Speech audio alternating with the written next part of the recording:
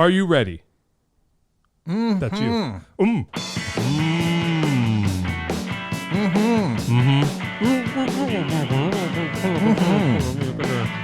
Connecticut Valley's Music School of Dance and Peckman, and take a right and left, go over the bridge and left and right. John Peckman Podcast, Connecticut Valley School of Music and Dance. Go over the bridge, go through one set of lights, pull a U-ey, park in front of the store. Have your own podcast. Clean your room. Mm-hmm. Shut your mouth. Open your mouth. Actually. We're here, a repeat performance. A guest we've had before. He's around. He's in town. Yep. We said, let's do this now. Mr. Jeff Pevar is here. Hi, John. There he is. Hey. Hey. Here we are. We've done. Come back. Yeah, well, because I asked you to. Oh. That's fine. Okay. Well, why not? I mean, what have you got to lose? Well, we're at the. What's the worst that could happen? I don't know. Find out. Find out. We, because I'm at the point where I've had returns. Nice. So it's not unheard of. It's no. just like I usually can talk and talk and talk and talk. So that's kind of the point. Yeah. Right. Otherwise, it would be the mime show. Exactly. A mime cast. The mime. Imagine that, the mime podcast where there's just the theme and then silence. Right. That might be a thing. Yeah. Should it's a do new that. thing. Yeah. Uh-huh. All right. Well, yeah. If anybody doesn't know, which they should by now, Jeff Pevar, we can say internationally. You can.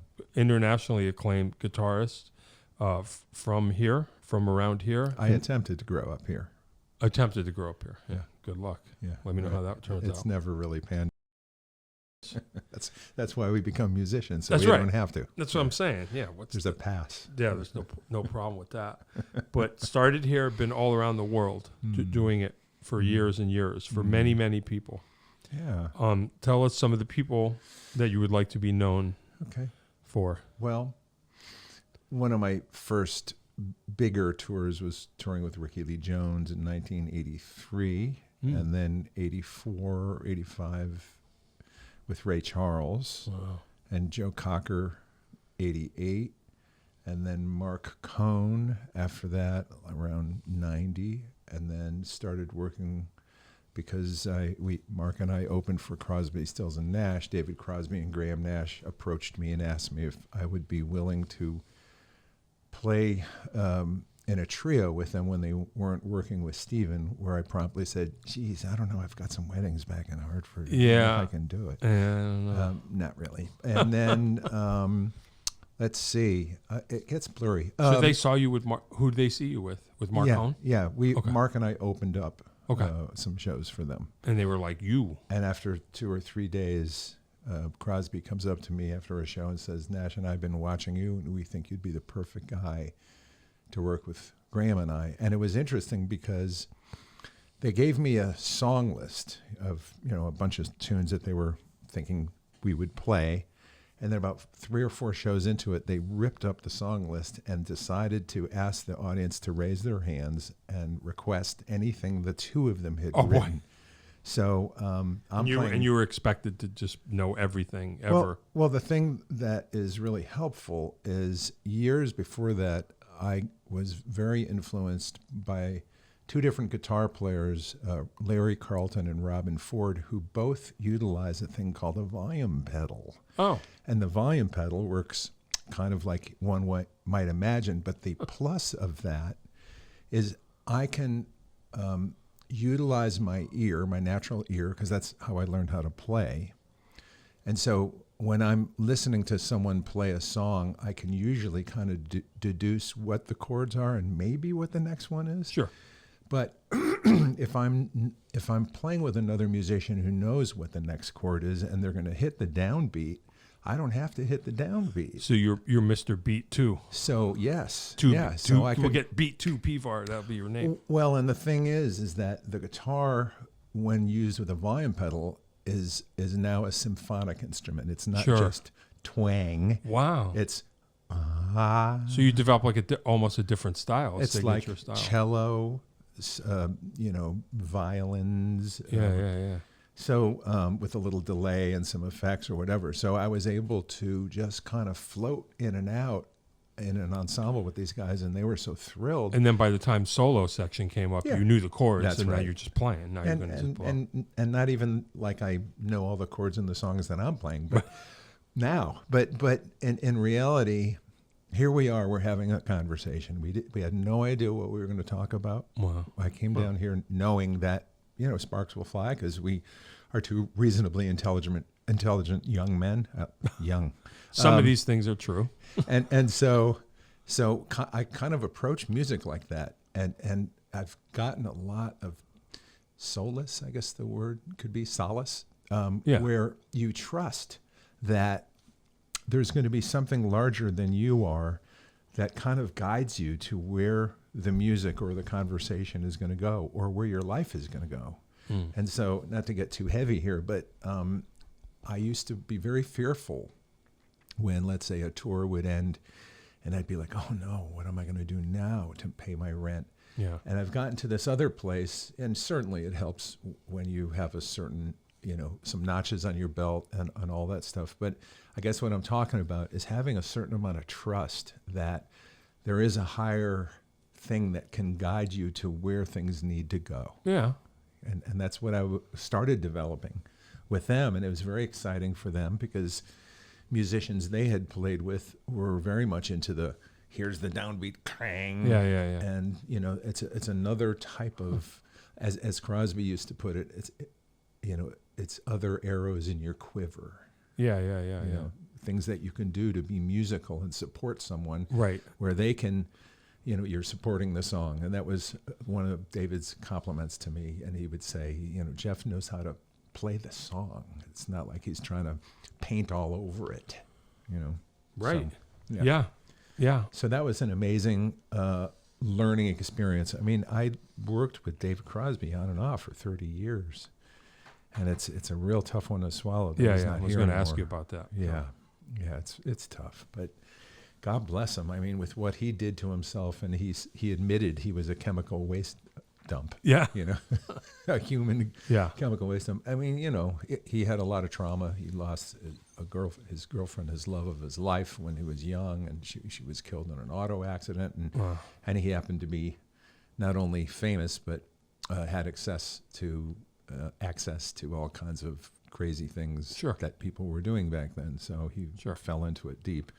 But it's amazing he survived as long as he did. And I love that, we were discussing this at dinner. I like this idea that maybe it's possible. Not that I'm 100% fatalist, but I believe that certain people might be a good match for other people in their trajectory. And I mean, I still believe in this world. The world is at its best when people are helping one another. Yeah. When people are of service or of support to one another. And so that was something that was mind-boggling to me as I was passing pubic hair, listening to Crosby, Stills, and Nash, learning how to be a guitar player, learning how to be a musician with the album cover on my knee. And, and all of a sudden years later, I'm like plucked out of the abyss, or let's just say out of my orbit to be of service to them. And I couldn't believe how much they let me know how much I was appreciated. Hey, well, sometimes I think about it, like, you're not, how much younger, like you say, that how do I put it? Like when I don't want to name drop. I don't know how else to do it. No, go for it. But like when I play with Danny Cooch, I used to play to those records when I was a kid. And then when I got to play with him, it was easy. And it was just like, well, yeah, because I played with you before. That's right. If If not directly, just the sensibility. Like, I understand this thing. And you got to wonder, like, with rock and roll,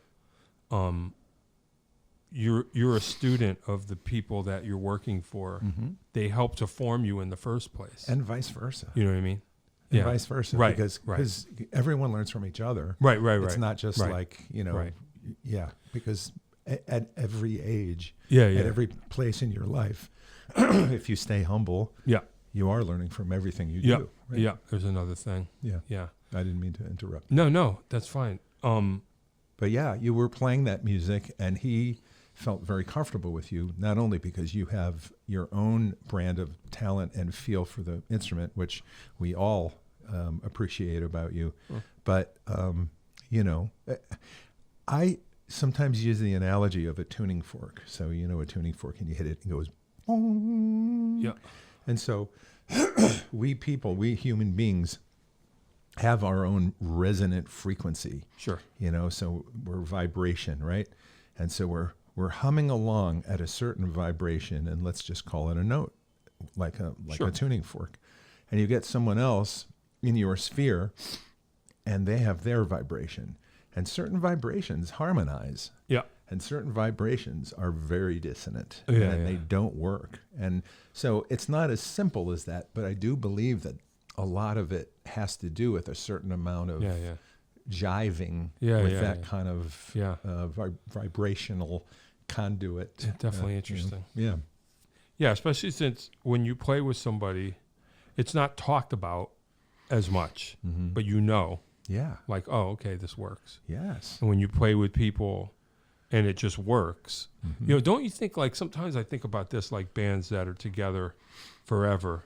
Right. Like Cheap Trick, one of my favorite rock and roll bands. Nice. They've been together since high school, some of them. And you just go, well, I could see why, because you're just like, I'm not going anywhere. Like, we got this thing going. Yeah, it's easy. Well, yeah, and it's just like we don't question it. Right. Whereas we've had to learn to play with a lot of different people. It's a whole different thing, kind of, is learning how. It's easier for me, I think, because as an accompanist, that's my natural role, is it just kind of like, let me lay back and see how it's going, play along to it, and then feel like, okay, do I need to help shape this or not? But that's the nature of my instrument. With you, it's a little different because... Well, I wouldn't downplay how profound a musician you are, because really any musician who has to or has the ability to meld with other musicians and make them feel comfortable, that's a fine art. And thanks. I actually, that's what I think my business is. Yeah. I try to do that. I want everyone to be relaxed so they can do what they need to do to the out front. And that's why you're, you know, the popular, you know, musician and sought after musician that you are. And thanks for the coffee, punk ass. Dave drank my coffee before. Yeah. Well, so I made him get me another one. At least let me make sure it's right. At least he didn't get your stash. So I don't even know what that is. This is wrong. Send it back. But yes, admittedly, you know, each instrument, whether it be guitar or drums, has its own sense, its own dynamic range, and what is involved with being able to work with other people. And I am very challenged, you know, and I say that in an exciting way, that the challenge of kind of meeting someone, and certainly someone that you respect their music, and learning how to best, you know, kind of support what it is they're doing, and also bring your light to their vision, because that's something, of course, you know, to do this stuff, we have to take pride in who we are and what we do and what we could bring, you know. So each opportunity shows maybe more or less of how much they want you to bring your own flavor into it. And then also knowing how much do I bring, how much don't I? That's part of the gig too. Yes, it is. I mean, I feel like, at least from my standpoint, when I first started playing with you, I felt like that I wasn't, that I felt like my chops, what I perceived as chops, weren't at the level that I felt like they should have been. So I would be uptight, thinking that, like, I'm not measuring up, but I'm going to try. And then I think over the years, we built something. Like, you came to me, and I was like, oh, I can actually be myself. Yeah. Like, I don't have to try, because I was like, uh-oh, what happened? Are we good? Yeah, I just got to put the feed off the... Oh, why? What are we not? Is everything cool? Yeah, no, Okay. I'm just going to plug this in over there. Gotcha. Feed into the camera. Well, I never. But you know what I mean? Like I do. I'm happy it got to a point where like I'm like, oh, okay. Yeah. So I can be myself. I don't have to try to be something else. And I was never at a place where I felt that way. And in fact, so in a way, that was all in your own filter, you know. Hey. And not to say that I haven't played with, you know, drummers who are fancy and know lots of polyrhythms and this and that.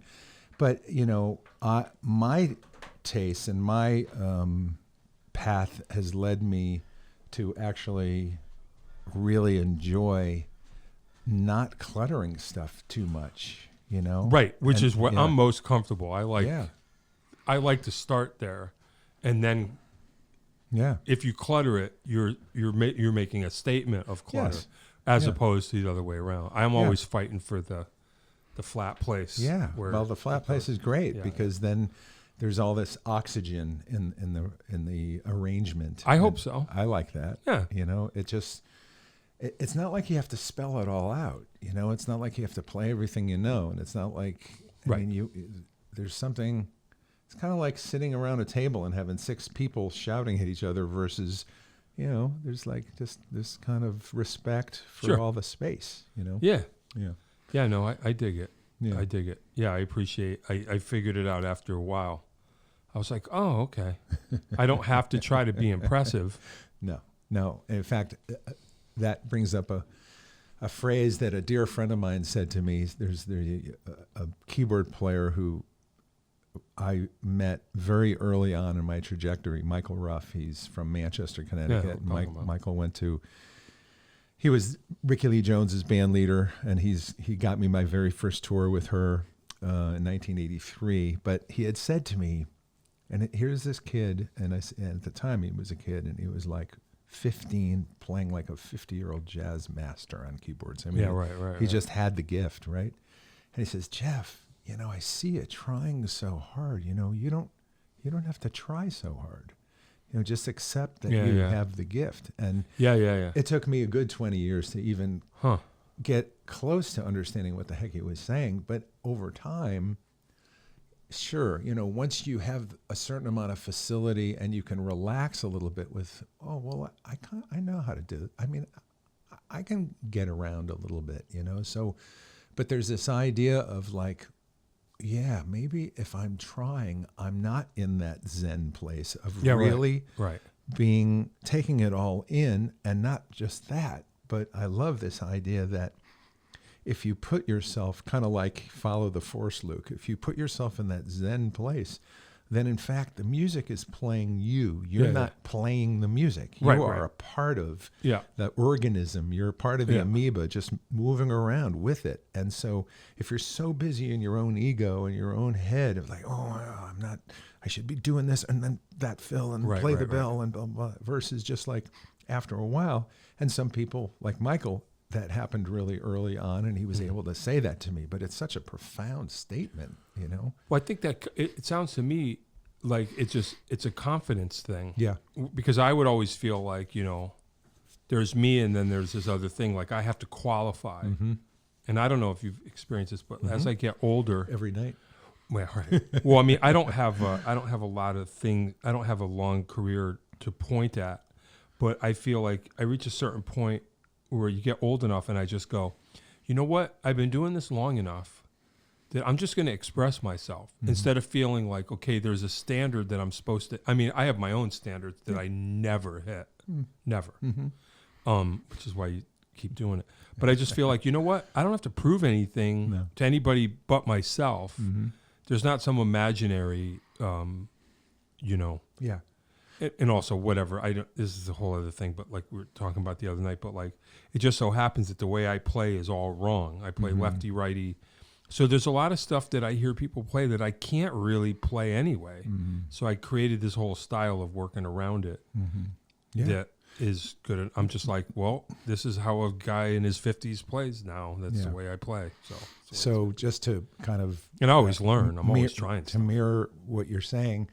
At a certain point, you can just decide, okay, I don't have to be that judgmental thing. Right. I don't have to view myself in judgment. In fact, I can accept the fact that I'm a human being and I have limitations. We all do. But if I if I would consider stepping away from judgment and just kind of accept that I can only be who I am. I'm not going to be Steve Gadd. I'm not going to be Jimi Hendrix. Right.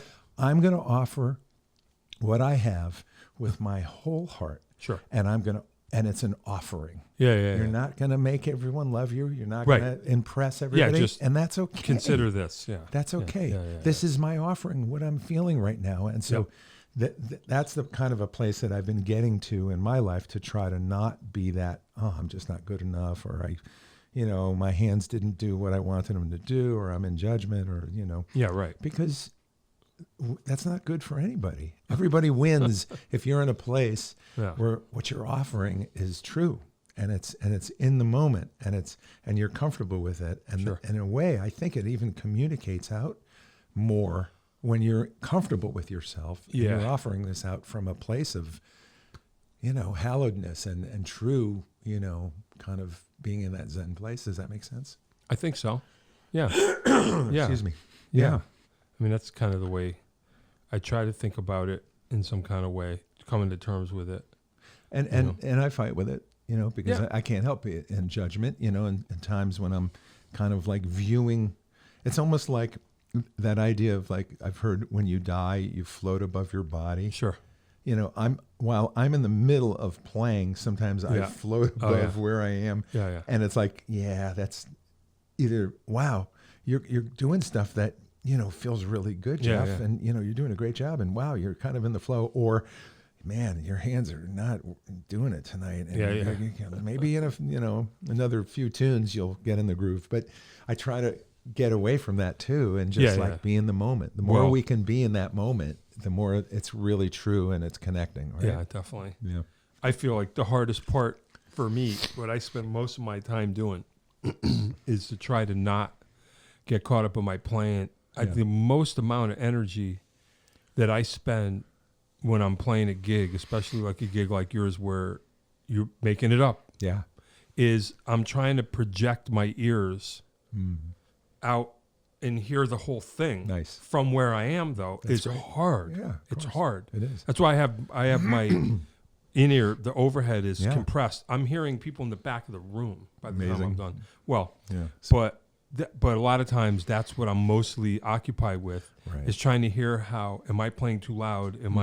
How is what I'm playing, the volume or the groove, how am I fitting into the thing? And it's hard to put your ears, especially when you're behind drums, within the instrument. I'm sure. And it's like, I'm trying to hear outside. Right. That's why I developed that thing where I'm just like, okay, I got the overhead. That's like getting the big picture. Trying to. That's cool. Well, once I did that, but I would get to the point where, like, before I developed that, it would drive me nuts because I would spend my mental energy trying to hear further. Right. And it's a cool idea. Well, it's a curse in a way, because I think a lot of people don't know. I got to a point where I could hear the difference, where I could just blast away and go. But I have this thing about, like, are we playing the same song? Are we playing at the same time? Yeah. Or are we playing together? That's the way I look at it. Right. I'm always trying to figure out how to make it so that we're all playing together instead of at the same time. It's good. Kind of. Yeah, it's a good idea. Well, I'm still working on it.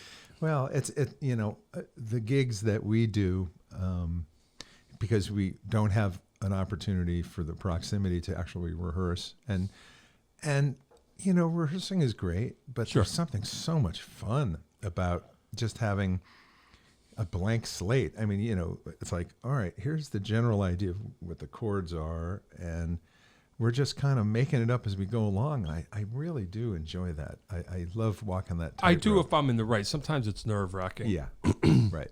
I got to be in the right. What's the worst that could happen, John? And this is something that a friend of mine said. It's like, you're walking a tightrope, you can die. He goes to me, he goes, what's the worst that could happen? Somebody wasn't entertained.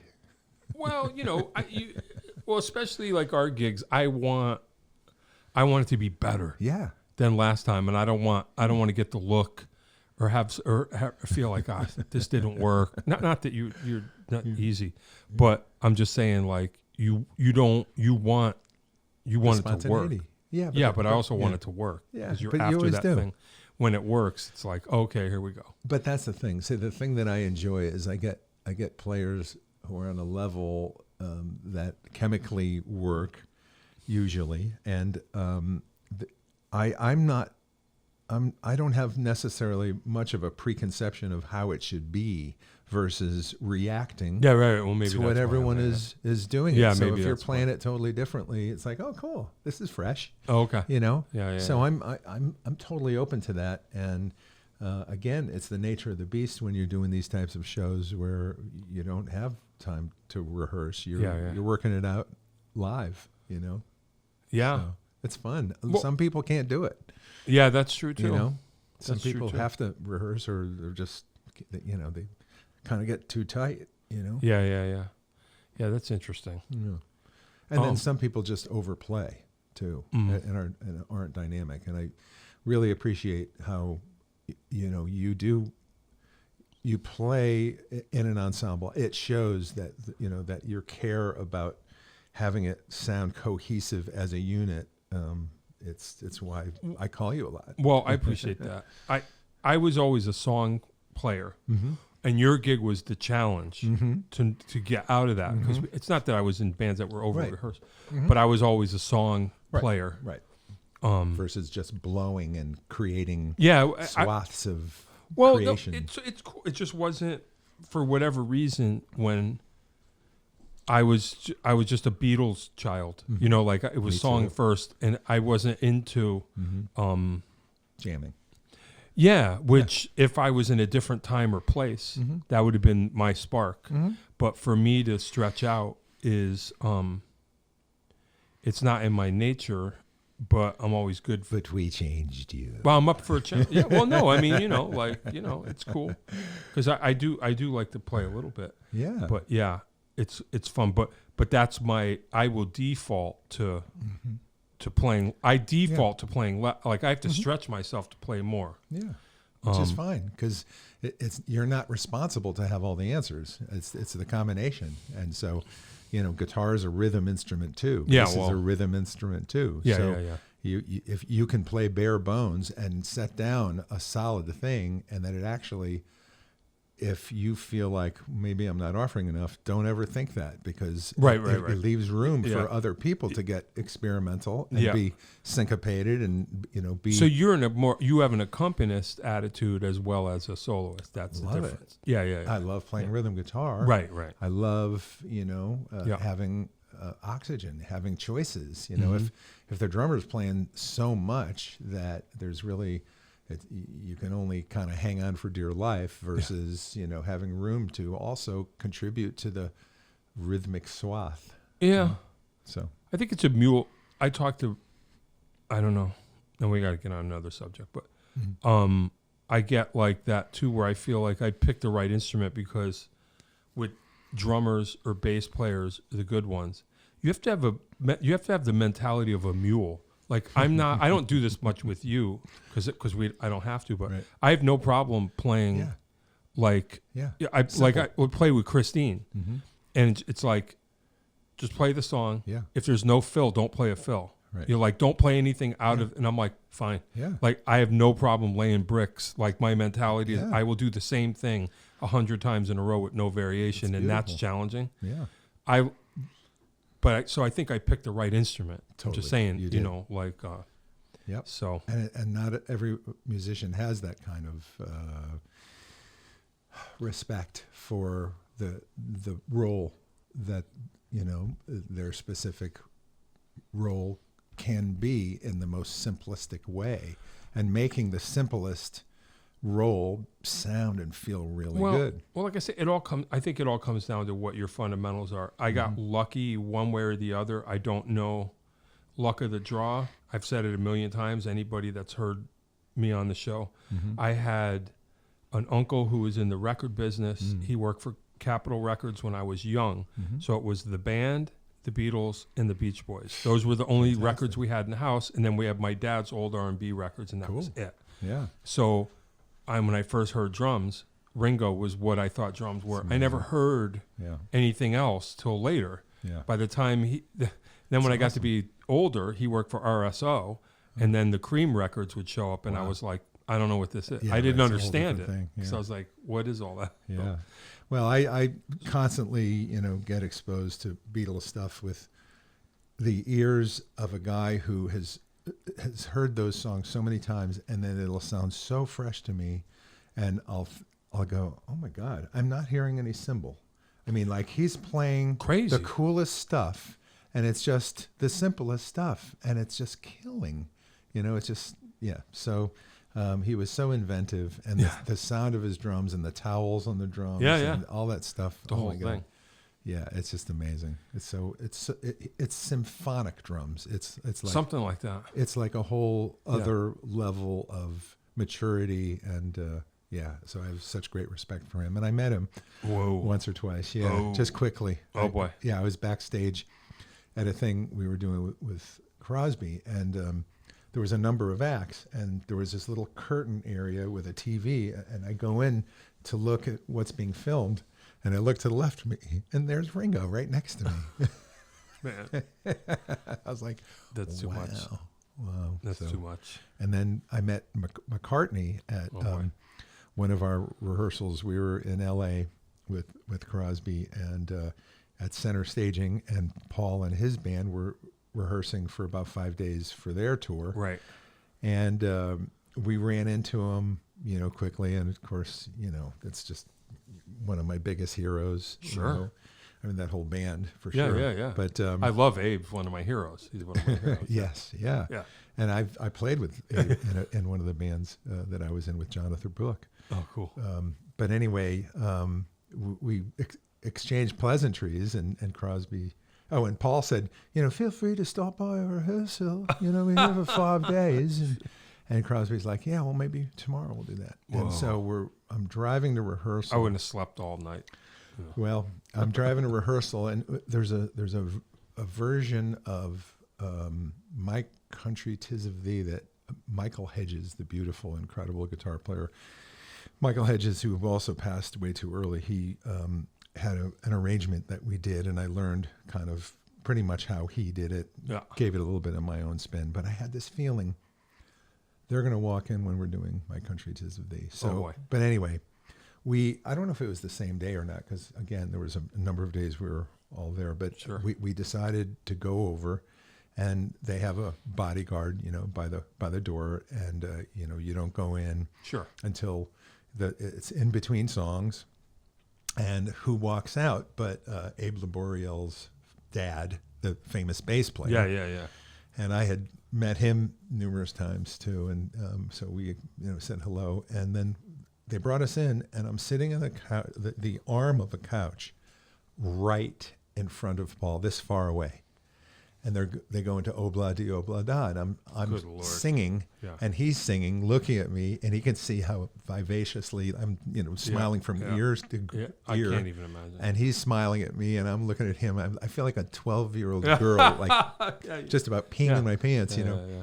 And so we stayed for a bunch of songs, and later that day, because they came in the next day, I just remembered. But later that day, I'm kind of loading out into my car, and Paul pulls up in his Stingray and stops just to talk to me. Hey, And that's cool. yeah, he's just such a sweet guy. And, I've seen, you may have seen these things with Rick Rubin on Hulu and stuff. Yeah. He's just a genuine, excitable musician who's Yeah, proud of what he's done. And he works hard. He's got a incredible work ethic. And I'm just so thrilled that he has that band, and they have stayed together, for a long time. And I was just so happy to, see him be so vivacious and so sweet, and he was so nice to me. Anyway, the next day,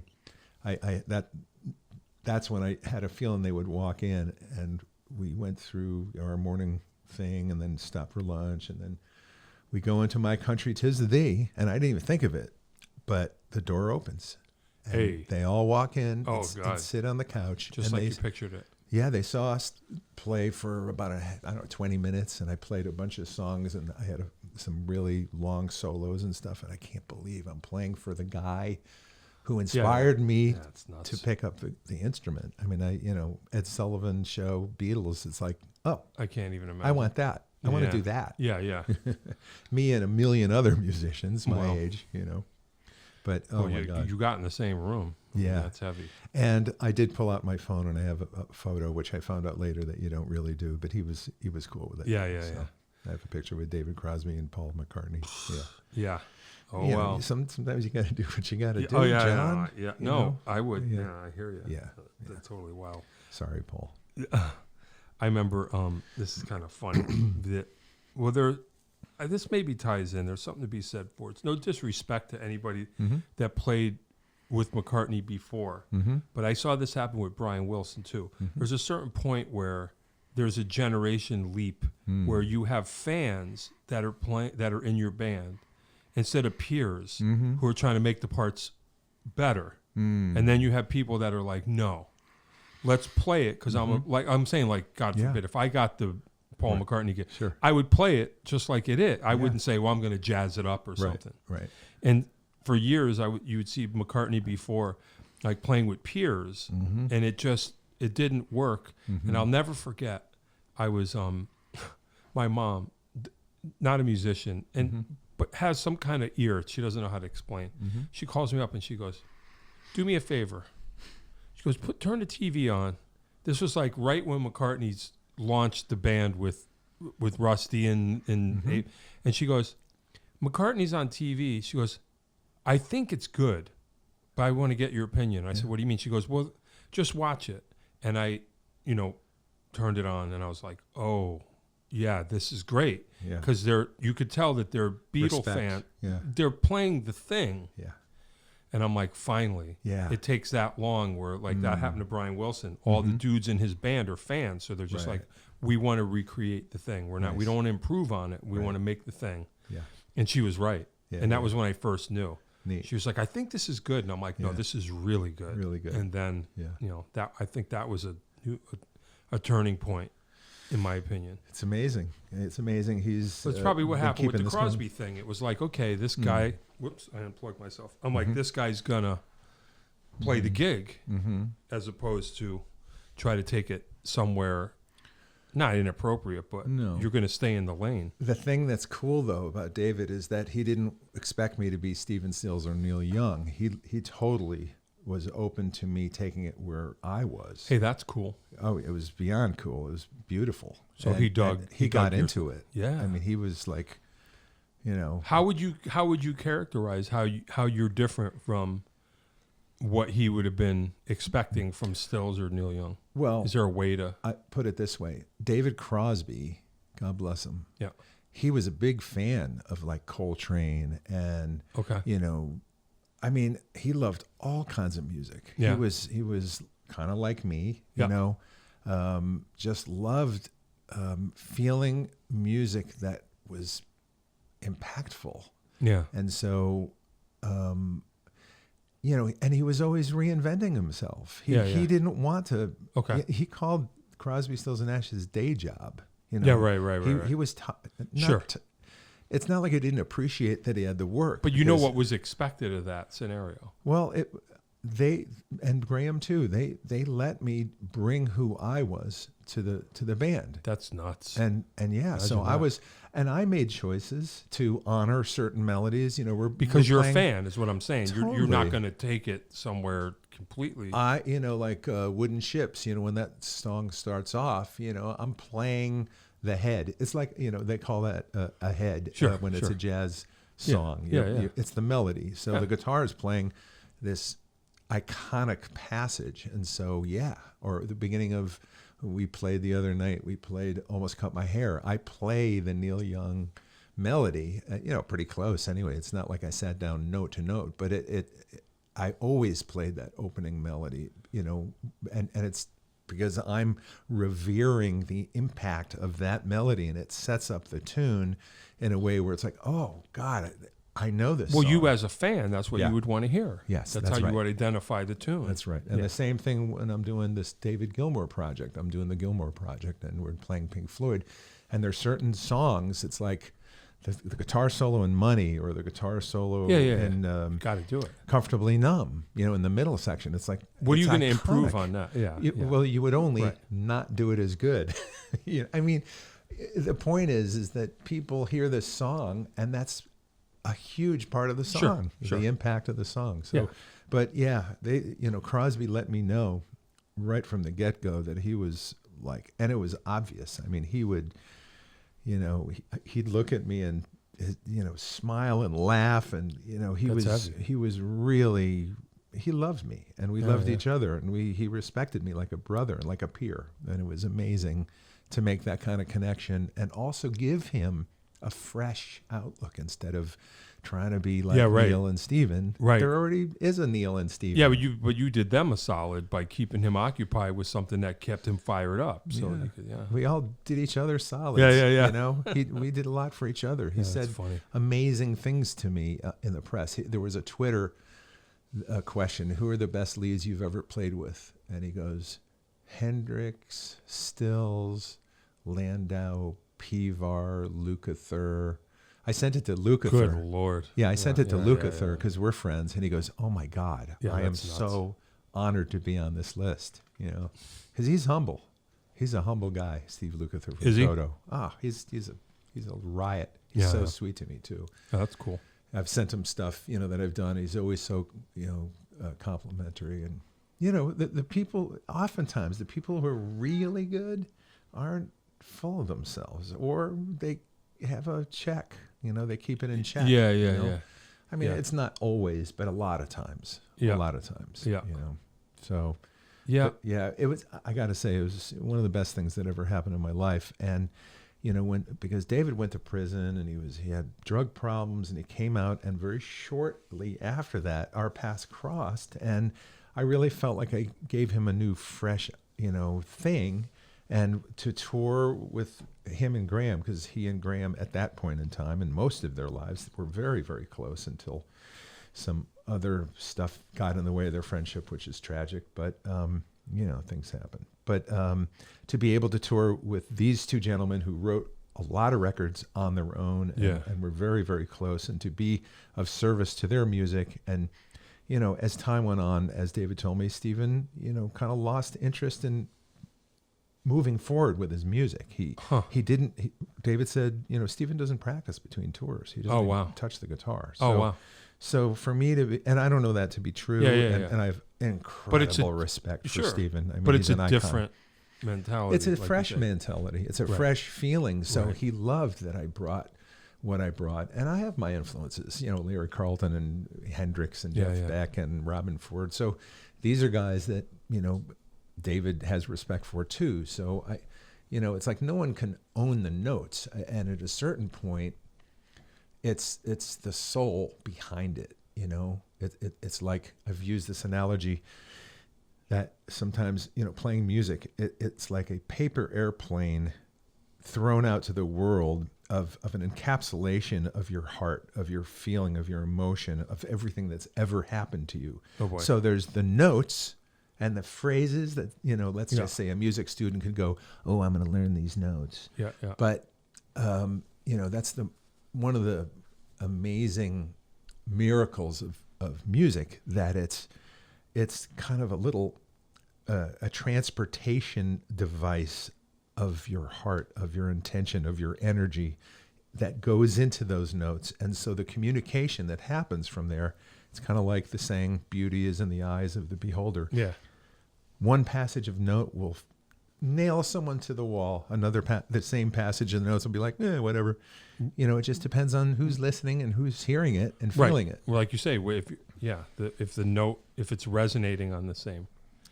Yeah, I hear you. Yeah. I hear you. So I'm in such gratitude. And that's part of the reason why it's so hard for me, to accept that those days are gone. But, there's a beautiful documentary, CPR Through the Music, of us that I actually uploaded because we got signed to a record company in late 90s, and CPR, Crosby, Pevar, Raymond, we put out 4 records, and that stuff is out there, and the documentary is on YouTube, and the stuff I did with David and Graham, I recorded their last record with them, with an incredible band, Russ Kunkel and Leland Sklar and Dean Parks and James Raymond and Louis Conte. Sure. And there's a song on that record that I wrote with Graham called Jesus of Rio, and they decided to get some background vocalist. I think his name is James Taylor. Oh yeah, James Taylor. They got James Taylor to sing on my song. Good So, Lord. there's just been a lot of amazing things. David and Graham brought me to Carnegie Hall. I played Carnegie Hall with David and Graham, That's crazy. And I got David Crosby to play at Black Eyed Sally's in Hartford. Oh, did you? I Yeah. don't remember that. Yeah, Whoops. I got him to come in. Whoa. And in fact, this That's funny. this Saturday we're playing the Blues Fest. Yeah.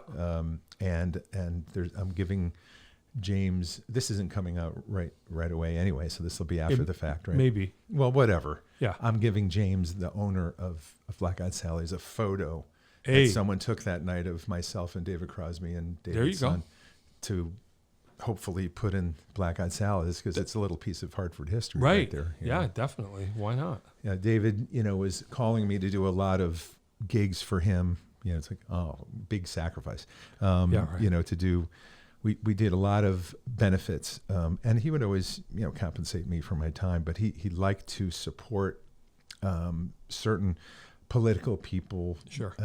Senator Kennedy and, women's rights and cancer and all Sure. these kinds of things. So Crosby said to me, "Look, Jeff, if there's anything, you've done all these things for me. If there's anything I could ever do for you," and I go, "Actually, you're in New York, right? Yeah. How about Saturday night? I'm playing Black Eyed Sally's. Why don't you guys come down and sit in?" Hey. And he did. They took a car. That's amazing. And I got him to That's come up. That's yeah. pretty cool.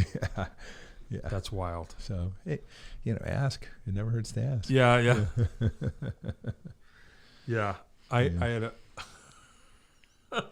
had a this surreal moment. This is not quite at that level, but this is one of those moments where you're like, this is bizarre. I can't believe this is happening. So when I was playing with Danny Cooch, at a certain point, we ended up rehearsing at my rehearsal spot Nice. in my hometown. So I'm like, okay, this is cool. And we're like trying to figure out what tunes to do. We're learning tunes. And he says to me, "Pecky, why don't you sing something?" Because I had a band and I was a singer. I said, I don't, I sing punk rock songs. It's nothing you go, well, let's learn it. Just show me some of the tunes you do. And I'm just like, this can't be. And I like, there's this Oasis song that I sing that I really like. And I'm like, he would have no idea what it was, if I played it for him. He goes, yeah, that's cool. Let's do that. So I'm like, here I am in my rehearsal spot that's a stone's throw from the house I grew up in, rehearsing an Oasis song with Danny Korchmar. Just That's bizarre. awesome. And he killed, and it was great. And he's like, sure. yeah, put it on the set list. I'm like, this is bizarre. How did, I would never in a million years think that. And again, he was one of those dudes too, that he was like, yeah, I like that tune. Let's do it. Yeah. Okay. Like he didn't think like, I'm like an LA studio cat. Right. I'm like, he just was like, He yeah, wasn't above that it. tune rocks. Let's do it. Yeah. And I'm like, this is bizarre. I love Danny. Yeah. Yeah. He's a cool dude. He's a great guy. Yeah. great Yeah. guy. Yeah. He was really sweet to me. Yep. He was And well-deserved. And, I've heard him talk about you with such great respect. oh boy. Yeah. Oh, he loves you. He loves the way you play. Yeah, he's awesome. He is, well, I mean, you are too, but he, for some reason, I don't know why, he loves my mom. Yeah. Like when I would bring her to gigs, he was so nice to her. Oh my God. He He's a would good boy. play at Iridium and he would go, I got you and your mom tickets. You just come down and you're on the list. So I would bring my mom down to New York to see him. Oh, It was so sweet. And he would be like, come backstage before anyone else does, before the meet and greet. right. Why? Oh, yeah. But because He knows the real deal. well, whatever. But it was just funny. I keep unplugging myself. Damn it. Yeah. He's a great guy. So funny. I'm so thrilled that I had a chance to also play with him a bit. Sure. While he was living here. Yeah. A really good man. Crazy. Yeah. There's a really nice YouTube.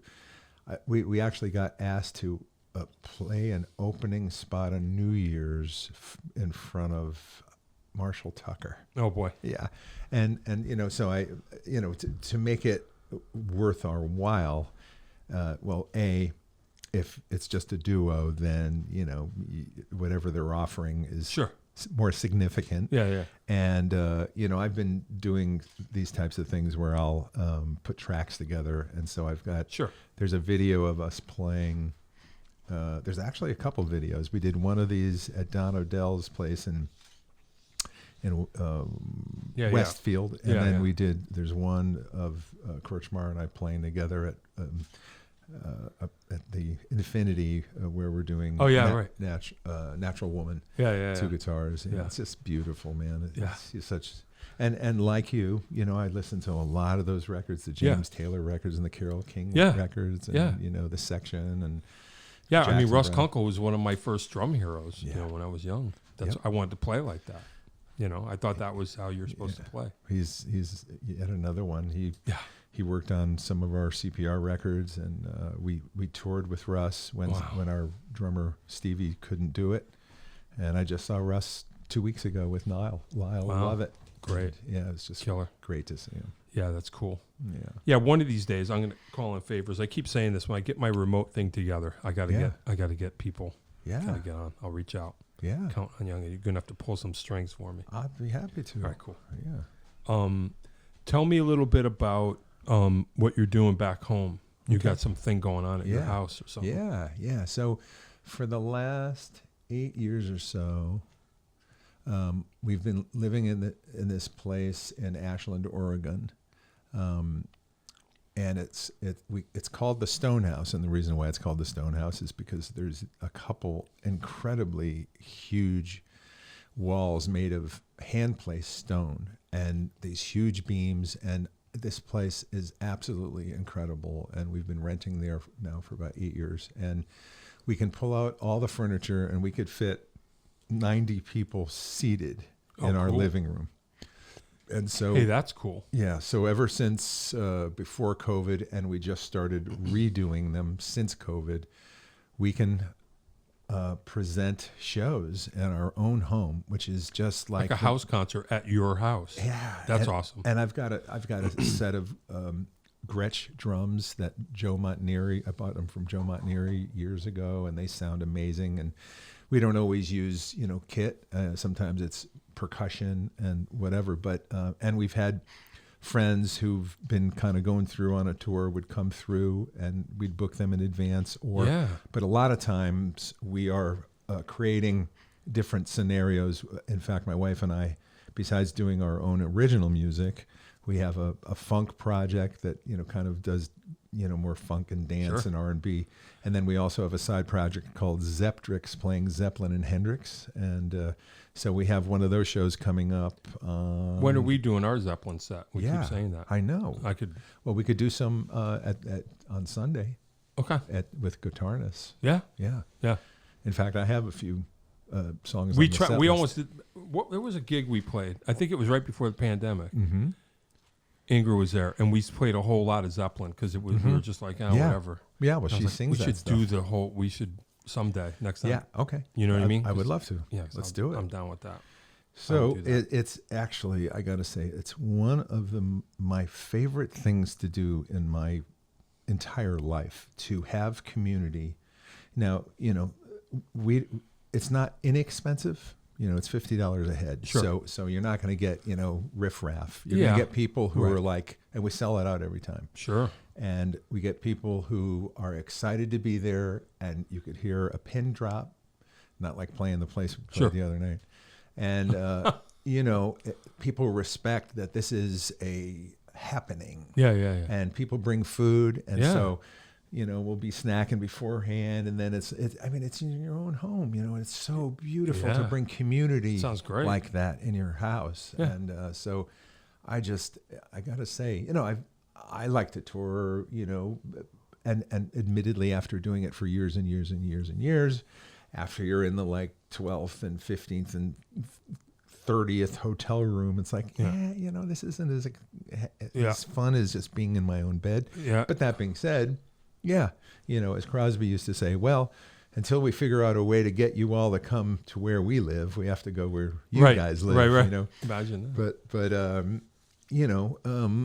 I enjoy the various opportunities that I have, and I don't feel that I have to be on the road to feel, a certain level of satisfaction, especially when when I'm not touring, we can do these things once a month, and we can have a different concept night each time. And whether it's bringing in a special guest where they'll do the opening set, and I usually make myself available to support them, whether I'm playing bass or guitar, or sometimes it'll be like Robbie Dupree came out and he sent us his song list, and I rehearsed the guys, and then he came in a day before and we ran it down with them, and so the guest will do the opening set, and then we'll do our set, and then the guest will come up and jam with us. And but it's different all the time, and a lot of times it's just us, and we have a lot of fans out there who really appreciate what we're doing. So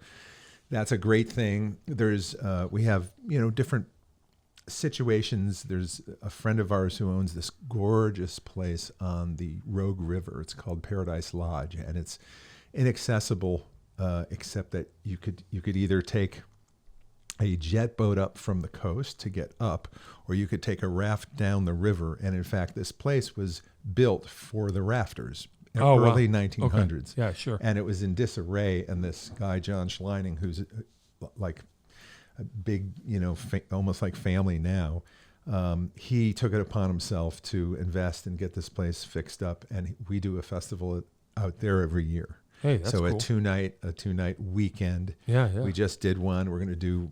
He said, let's do 2 next year. So you guys are going to create a thing. Yeah, well, we're doing that. Yeah. And then there's the Brit, which is like the local Tanglewood. And so we just opened for UB40 a couple nights ago, right before I got on the plane, the day before I got on the plane. And they wanted a whole night of reggae. So we worked up Beatles reggae, sure, Zeppelin reggae, Neil Young reggae, wow, Bob Marley, anything, big stretch. Yeah, right. But anyway, I just love. Were they good?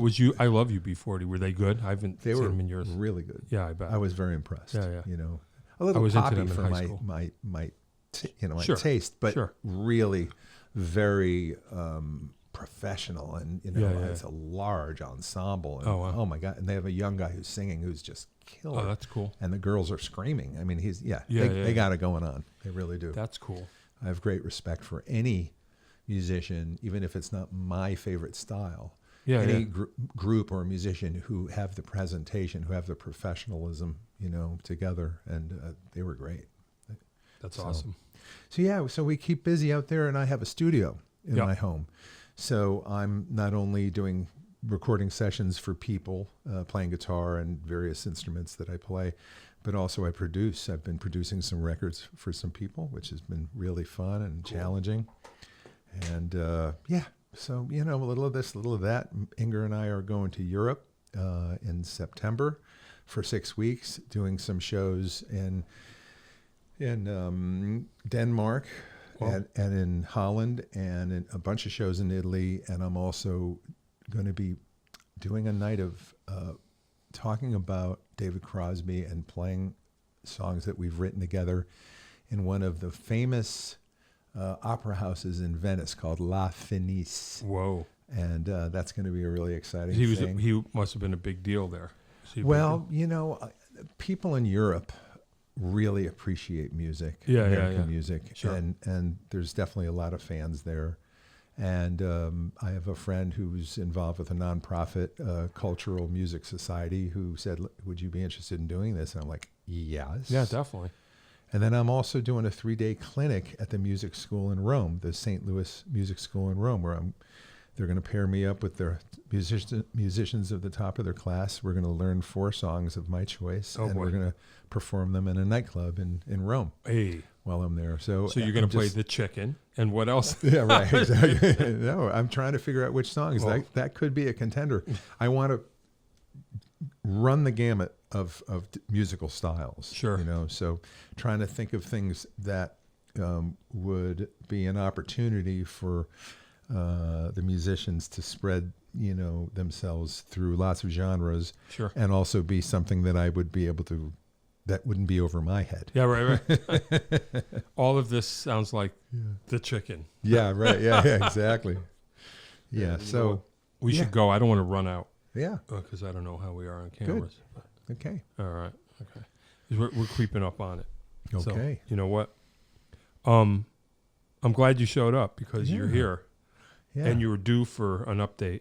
I get it. And like You know? I said, I had no idea what we're going to talk about. And it Nah. just seems like I never, there's an unending well of information from life experience when you've lived 66 years. You got a lot of stuff to pull from, but I'm in a lot of gratitude, for the roads that I've traveled. And John, I'm proud of you, man, for, the amazing musician you are. Oh, and hey. yeah. And what you're doing with the show, getting people, what you guys are Yeah. doing with the show, Yeah. getting people, Why to not? tell their story Why and not? share it with the world and maybe be of inspiration to others, because that is probably the best thing that we as artists can do. Sure. Is let people know that there's no reason why you shouldn't follow your passion. Right. All you need is a passion, a dream. Yeah. And you can talk yourself out of it, Yep. or you could follow it. And imagine if you were more powerful than you could ever imagine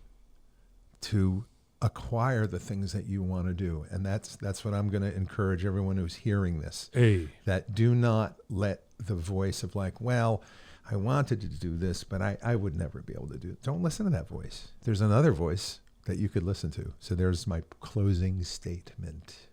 How about that? How about that for timing? Beautiful. Perfect. Yeah. Excellent. John Peckman Podcast, Connecticut Valley School of Music and Dance, beautiful downtown Portland, Connecticut. Come over the bridge. Loop 1, 2, 3. I have to change it. I can't say that anymore. I keep stumbling. Jeff Pevar was here for round 2. Thank you. I appreciate it. Yeah, bro. And we are playing Friday at the Tiger. Yep. Saturday, the Black Eyed Sally's Blues Fest out on the Green. And then Sunday with Scott Morawski at the Old Well. in Simsbury. Yep, Guitarist. Guitarist. It's going to Yeah. be fun. Yeah. Come on out, kids. If you hear this beforehand, come on out. Yeah. You know what I'm saying? All right. Hey, well, I almost pressed this again. I almost did it again. All right. Hey, thanks a lot. I appreciate it. Yeah, man. All right. See you later, kids. That is all.